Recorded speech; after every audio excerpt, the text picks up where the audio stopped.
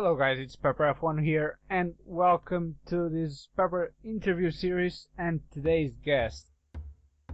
He started around 2 years ago on YouTube making F1 2011 videos, and since then he pushed himself to improve in every way, and he's now known for, of course, his F1 videos, but also by his, let's say, amazing abilities on designing.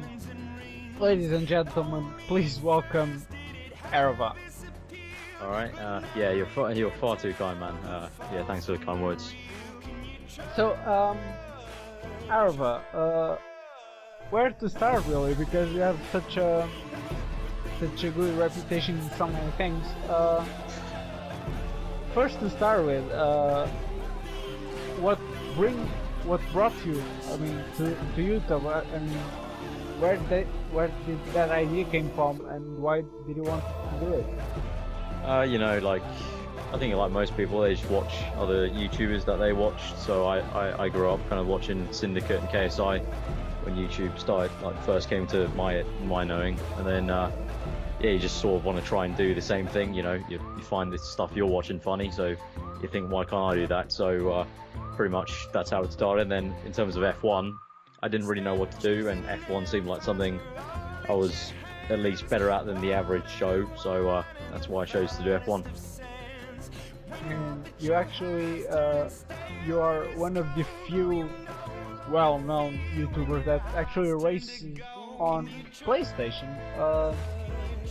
Why didn't you go along the rest of the world, and why to choose PlayStation instead of Xbox? There's not too much decision in that. It was just literally I just had a PS3 before I even knew about YouTube beforehand. So when I first started off, it wasn't a case of I could just easily switch over to Xbox and go buy a new Xbox to go over to that side. So I just stuck with whatever I had. Obviously now for the next gen stuff for F1 2015, I'm going to be kind of switching a bit more over to the Xbox side because I have the Xbox One now. So, but yeah, back then, PS3 was the only console I had. I didn't even have a good PC. I had a laptop, so that was it really, just what I had. And did you felt like, of course, nowadays you are used to do some collaborations, especially with TMS Murdoch. Yeah.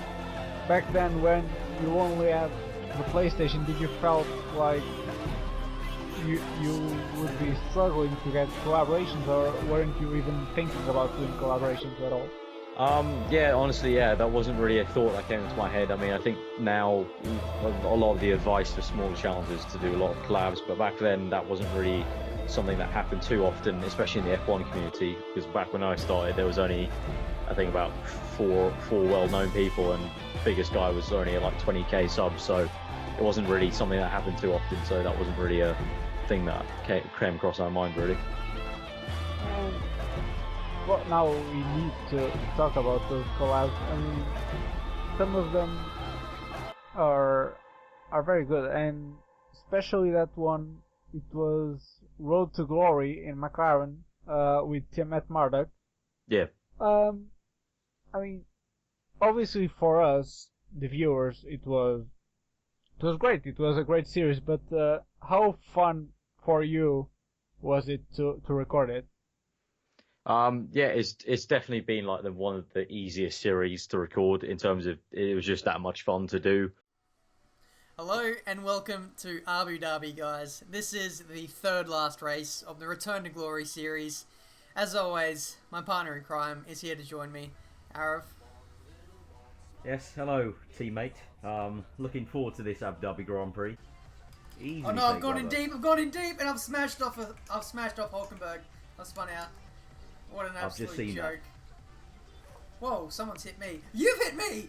What the hell? What is going on? Massa, we're all going so slow. I had to pretty much stop to avoid. And Ricardo's floating.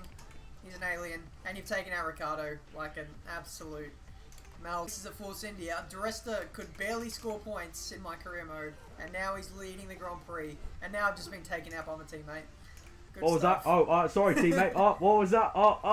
Get He's not letting squeezed. me any room! Team! What is he doing? The leaders are getting away so much. He's squeezing me! What has he done?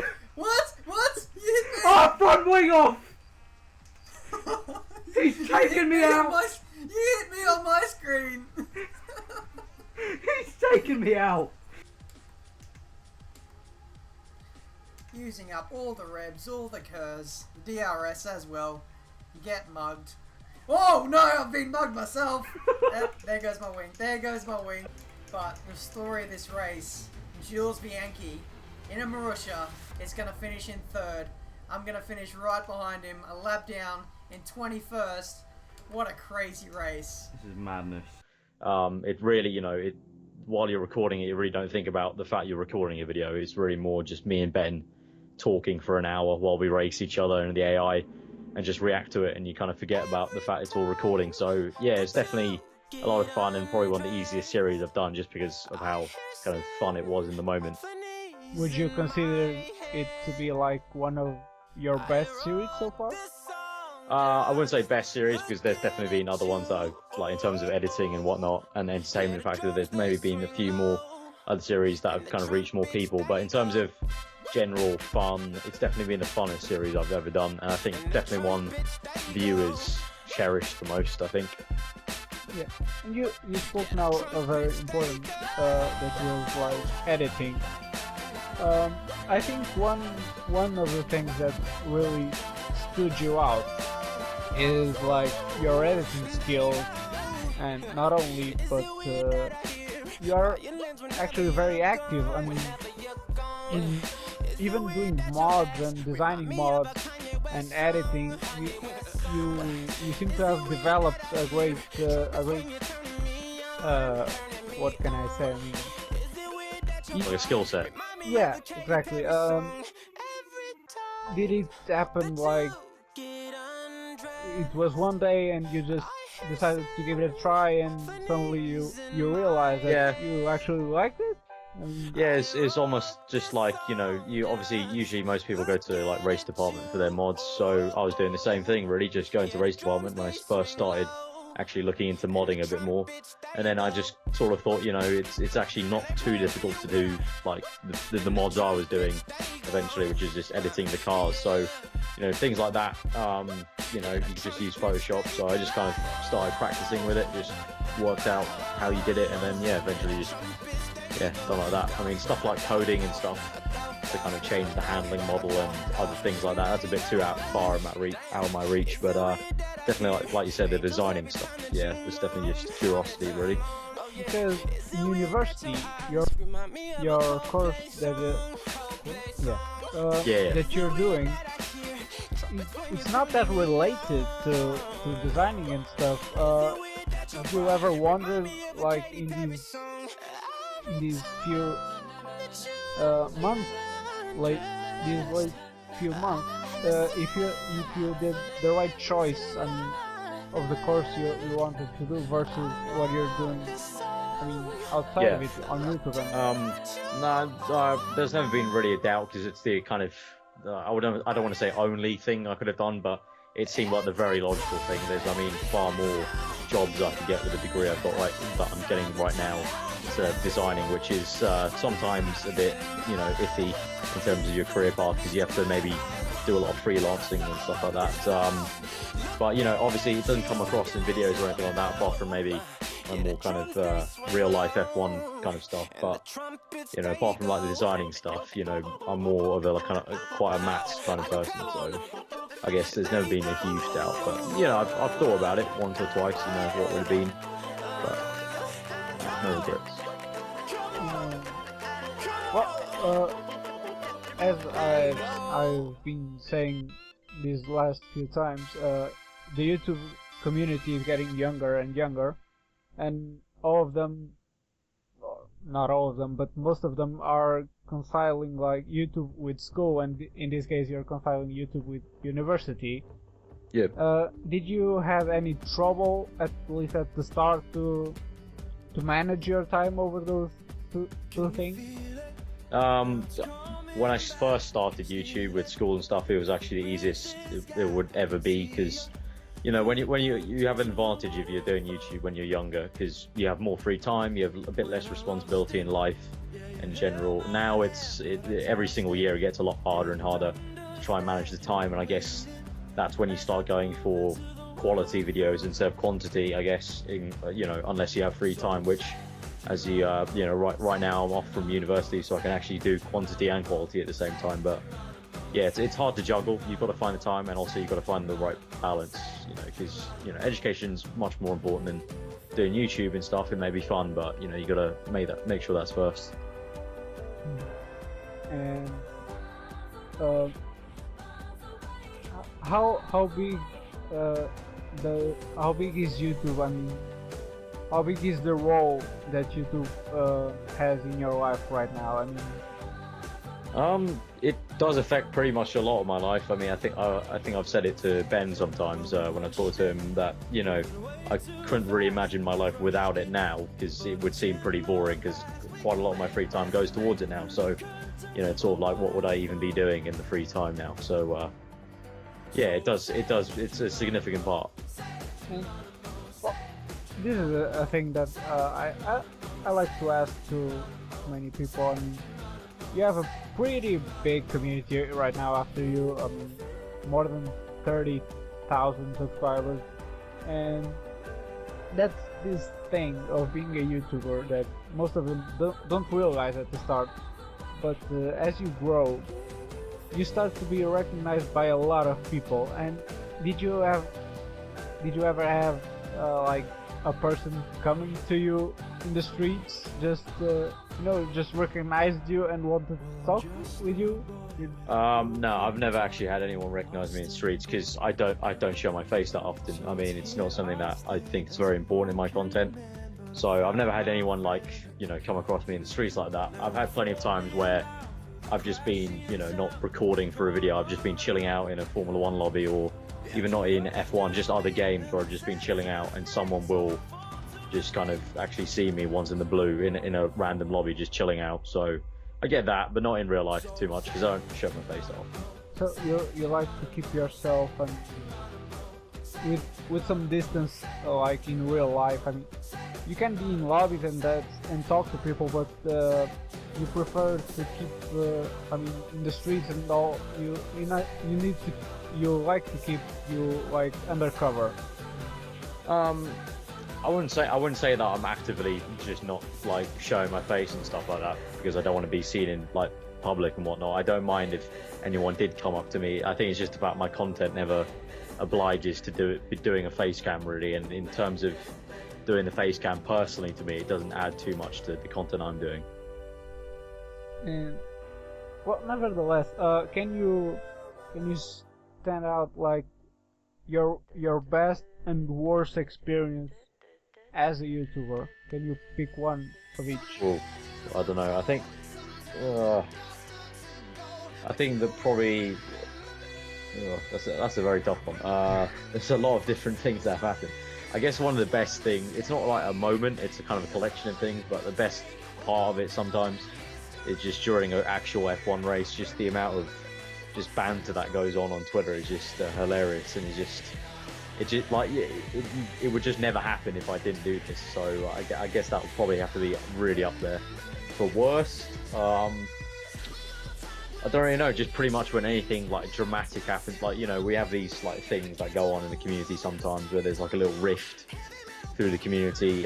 Generally I like to stay out of it, but I think I can't remember completely, but I think when I was smaller I definitely got more involved a little bit, because, you know, when you're a smaller channel, you know, you've got less reputation or less people looking at you and looking at your opinion, so you kind of just start blabbing out like you do.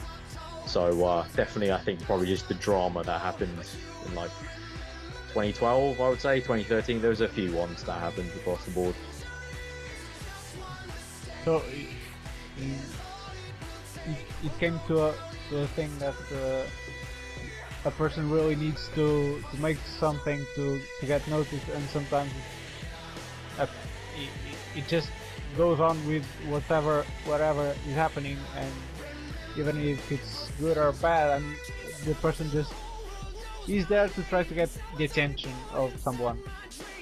Yeah, I don't exactly mean it like that. I mean in terms of, you know, when you're smaller, in terms of channel size, you know, not many people actually know you. So if you say something controversial or get stuck in an argument with someone, it's not really going to be too much of a big deal.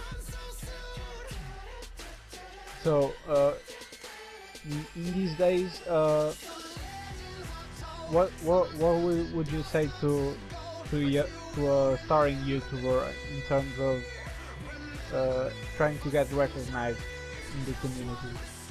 I think being on Twitter is very important because a lot of us are on Twitter, so that's a very good way to get noticed. If you just, you know, interact with everyone, not spamming people with tweets, just interact with them, you know, try to have a bit of race banter while the F1 race is going on. That's quite important because, you know, doing stuff on YouTube's important. You've got to make sure you have, you know, the best content you can try and put out. But, you know, being social with everyone in the community is the best way to kind of actually get known, you know, in the circles of everything. Yeah, because the thing is, it's actually, yeah, we need to get out there and try to get some people to actually go and see what we've done. But in terms of trying to get like other YouTubers, and especially the bigger ones, actually to try to talk to them, it's actually really hard. Not because of they just don't see it or don't want to see it, but because probably they are so filled with so many people trying to reach them that it really becomes impossible to keep in touch with everything.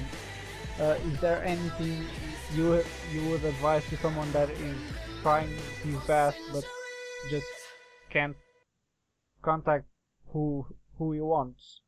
I think there's not a good way to do about it. Like it's a lot of luck. Because as you said, yeah, we do get quite a lot of stuff. I mean, I can't imagine even bigger YouTubers like FIFA ones that have like millions of followers. But you know, even I just can't sometimes keep up with it during a race weekend, especially. But in general, there's always like, you know, tweets I'll miss, and you know, it may seem like I'm ignoring someone, but it's just about I've missed it completely. I guess it's just luck of the draw, really. There's no real big advice I could give. Just luck of the draw that me or someone or anyone you're trying to contact just happens to be looking at their notifications when you tweet. So it's quite hard to be a smaller YouTuber, but also to be a big YouTuber, basically. Yeah, it's the hardest it's ever been to do YouTube. Like they always say that every single year, and every single year gets harder. When I started, people were saying it's the hardest time to start YouTube, and now they're still saying it gets harder and harder every year. So for smaller channels, it's just, you know, you have to keep on.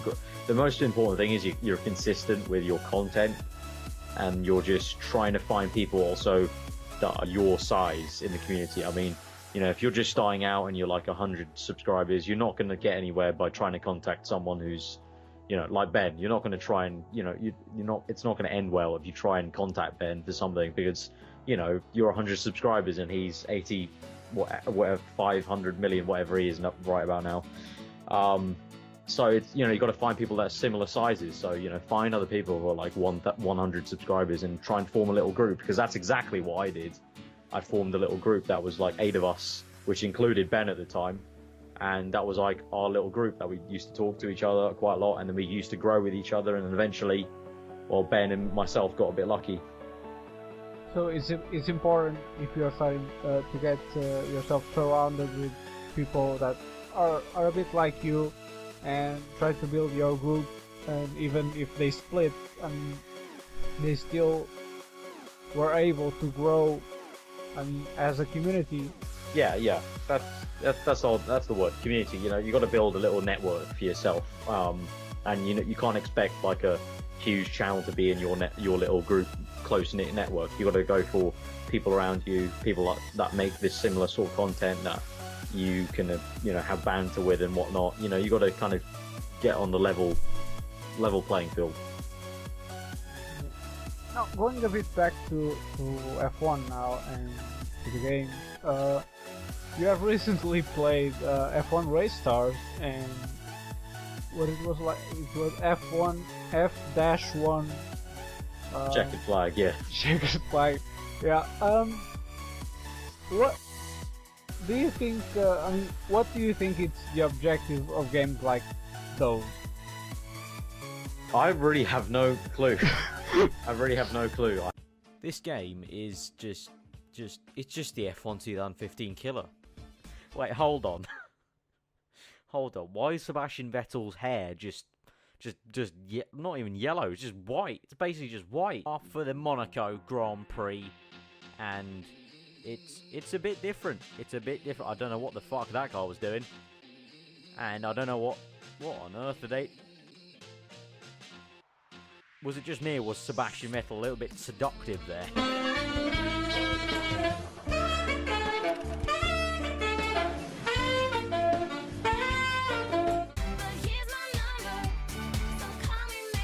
Oh lads, we've got a safety car. Safety car. That's one more safety car than I've ever had on F1 2014. The turning is just, it's just wank.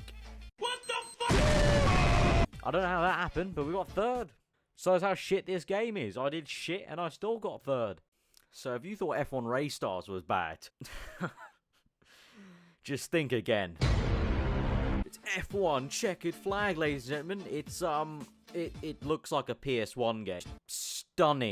Stunning graphics on show here in the menu. Let's actually play a race. And we are off. And why is my car just exploded? Okay. This is all a bit. Look, you can see the slipstream lines. That is just too damn realistic. I'm gonna take Teresa down the inside. Oh, look, Nico Rosberg's in this game. That's the only F1 driver they could license. We're gonna try and take Niels. We've got the slipstream lines. We can see the lines. We've got the slipstream. Here we go, lads. Down the left-hand side. We're gonna overtake him. What a move. Never been good with Nate. Oh, my Lord. Marcus. What on earth was that, mate? I believe I can fly.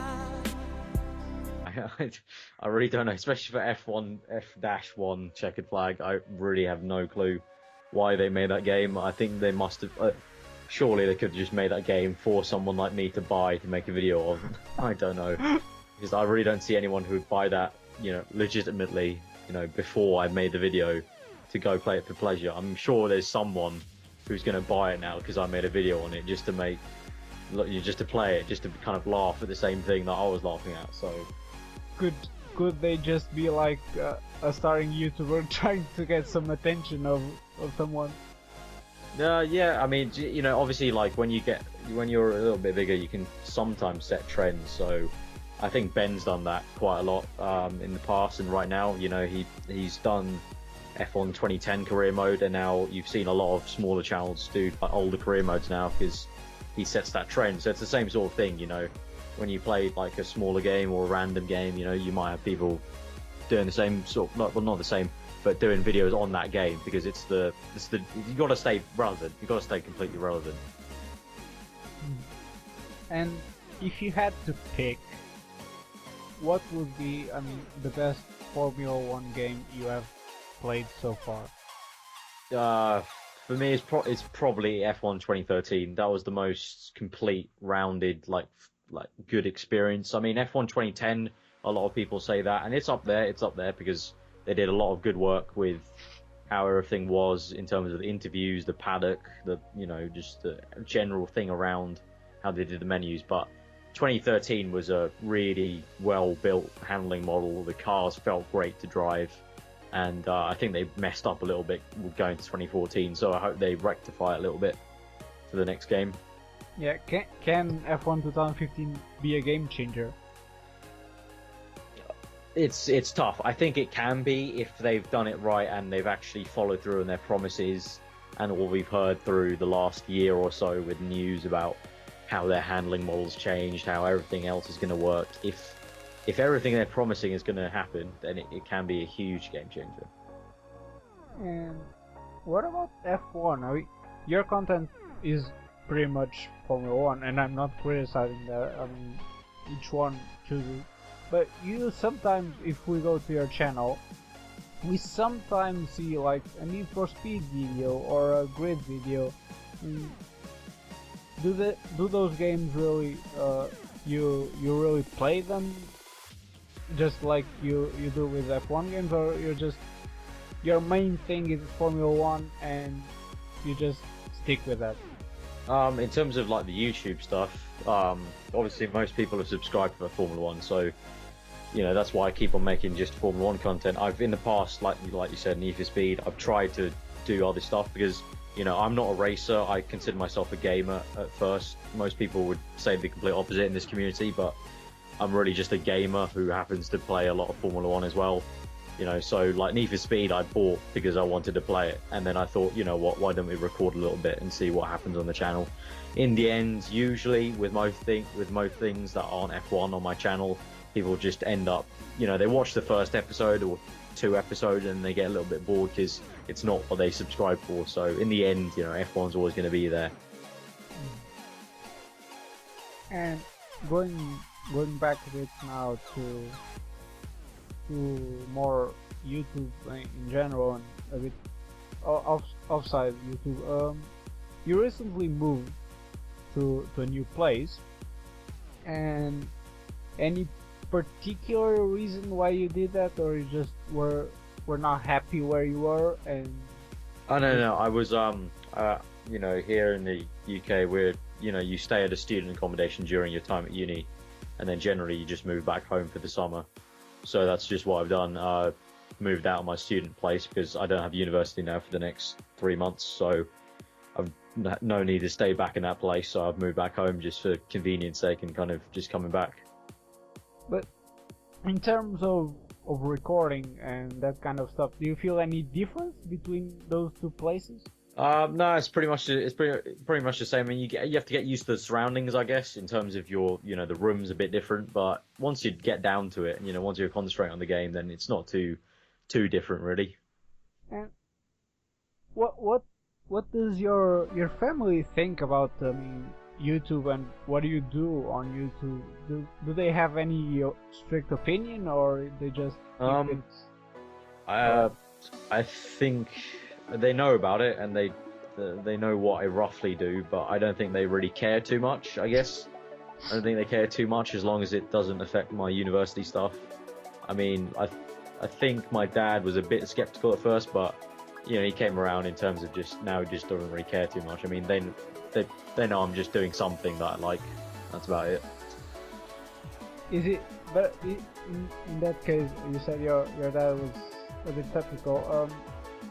Can it be hard to convince like your parents to do something like that, even if you like it? I mean, can it be tough to actually make them see that you actually like a lot what you're doing? And I think if they have an opinion like that, it's at first you really can't do much, and you just have to do whatever you want to do, and they're gonna have to respect your opinion and whatnot. And it's like when I started, I didn't really care what they thought. I just did it, and then eventually like they found out what I was doing, and then they were just a bit curious, and then they were like, why are you doing that? It's like, I don't know, it's just fun. And then I guess when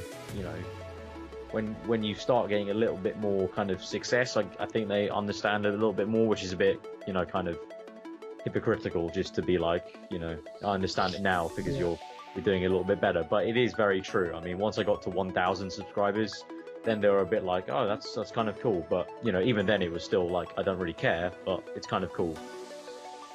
So, if anyone has that sort of issue, then I would just say, just do it. Just do whatever you want. I mean, your parents can't really stop you that much. I mean, it's the internet, and most kids are much smarter than their parents when it comes to the internet. So then you should just go for it.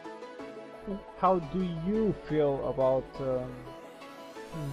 now about having 30,000 subscribers? I mean, what impact does that have on your life? Yeah, I'm still pretty amazed by it, and the biggest impact is just, what I do in my free time and the amount of people I can talk to, because in real life, I've only got about, I think, 3 friends that have an interest in Formula One, so it's a pretty big difference to have 30,000 people to watch you, play F1 games, and to have, how many followers I have, nearly 4,000, talking to me during a race. compared to just 3 friends. I mean, obviously those 3 friends are good friends that I talk to about Formula One, but it's mind-boggling to see that many other people into the same sport as you. And this is also a big topic around the internet. Do you have like persons that you really can call your friends, and friends in its word sense, on the internet, outside of that you don't have around you on the street, but on the internet, online, and you really can call them friends? Yeah, I think it's very possible, and I definitely consider that I have definitely quite a few like proper online friends. I mean, you've interviewed Matty before, and I met Matty online, and it turned into, I've met him now about 4 times in real life now. So that's also the cool part, that an online friend, if you're old enough, to travel and stuff, you can turn it into a actual in real life meeting face to face. So it's definitely possible to have like proper actual, proper friends online, even if you never actually see them in person. But what precautions do you think the people should have, even if it's only like if a person knows each other like in a lobby in a game? Yeah. I mean, what kind of preoccupations you need to have before you actually start talking to that person and to actually become a friend, let's say, of that person? I don't know, if you're talking about just meeting people in lobbies, let's say like a league race or something, I personally, for me, I don't think there's too much harm in talking to people. So you just kind of, say hi, what's up, just start talking to them. And I guess, if you keep on talking to them, and you kind of have like common interests and whatnot, then I think it can turn into something. Obviously, not everyone you're going to meet online is going to be a friendly person.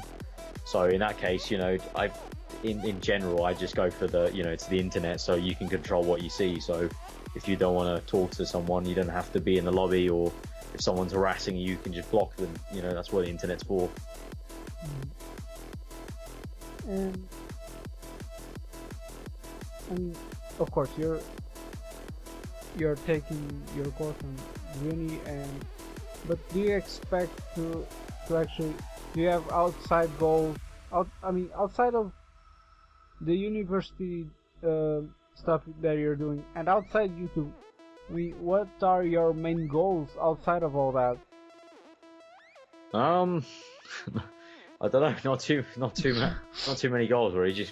I just want to enjoy life, just want to be happy.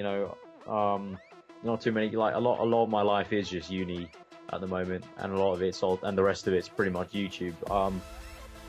Always just the usual kind of stuff. Have good network of people around you, good friends, have family and good health and whatnot. And just enjoy life, really. I think that's a big thing. Enjoy life.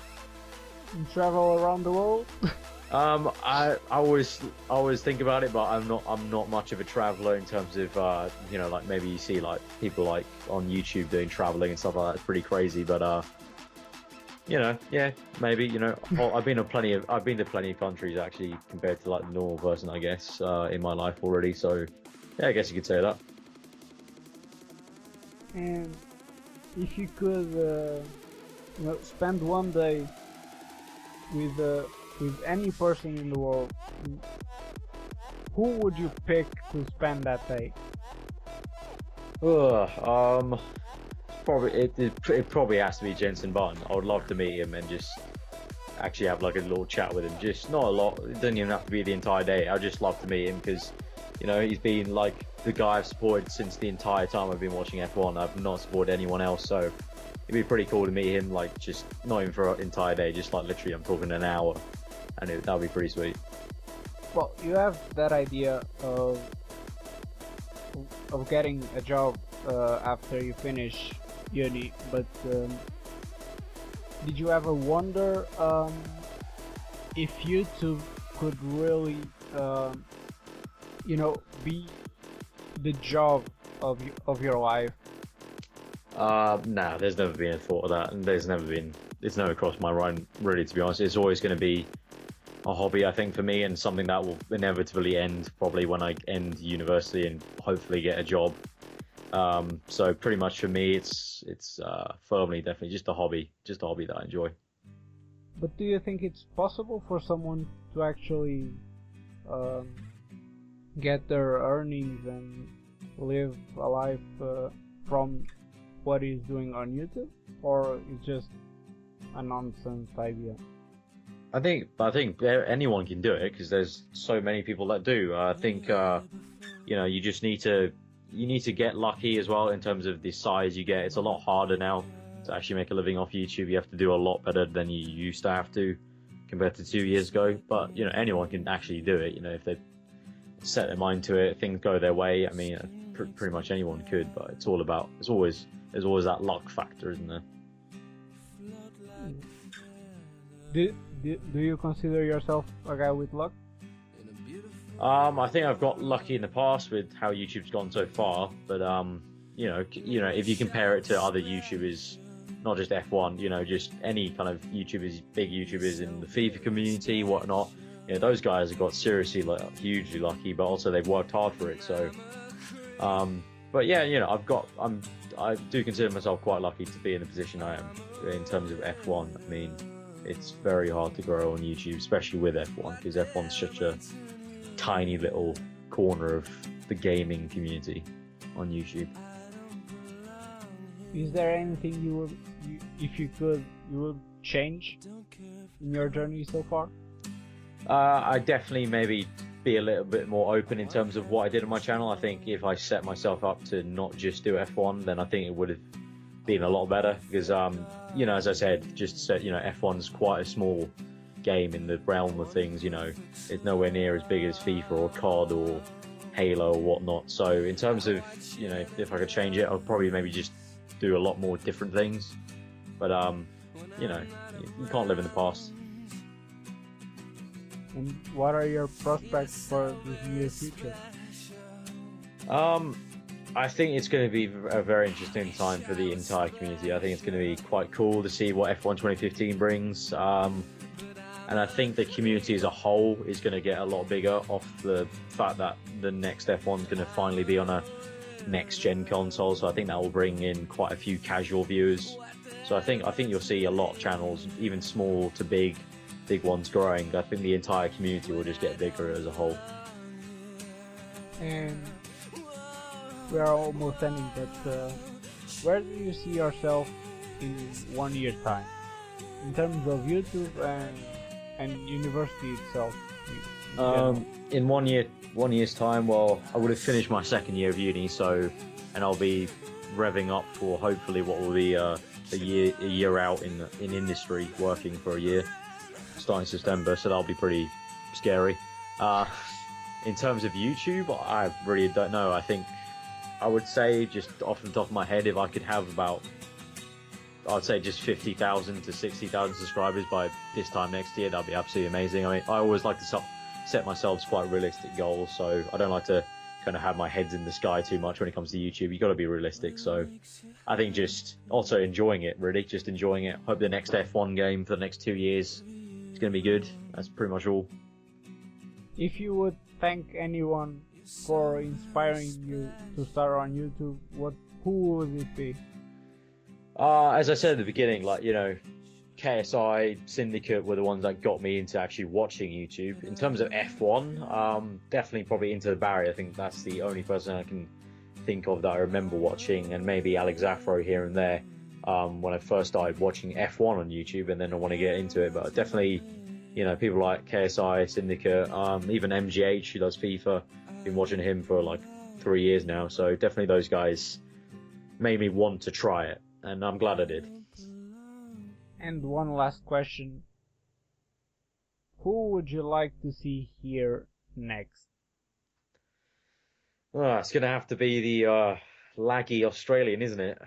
Ben Daly, I think he needs to be interviewed. I don't think he's going to hold up with the connection, though. I think he's going to lag the whole call out. The amount of lag he has everywhere, just in real life as well. I've heard that he lag bubbles people in real life on the pavement. Yeah, it's got to be him. Well, we can always try to work it out. Unfortunately, our time is over. I would like to thank Aarava for being here. It was a great pleasure to be. Yep. Thank you for having me as well. Yeah, it's good talk. It was great. And if you want to check Aarava's link channel, crap. I'm messing up words now. That's fine. Also, if you're on this video, I'll obviously link this video out on my Twitter. So if you're on this video from my Twitter page, from me linking it, then do go ahead and subscribe to Pepper F1. It's been a pleasure. Good interviewer. Thank you very much, and I'll see you guys in the next video. Bye bye.